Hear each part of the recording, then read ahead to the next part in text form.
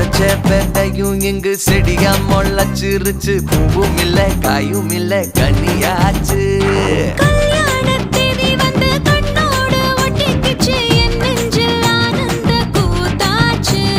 கண்டாங்கி சில கட்டி என் கைய நீ பிடிச்சு நாம் சேரும் நாள் இங்கு வந்தாச்சு.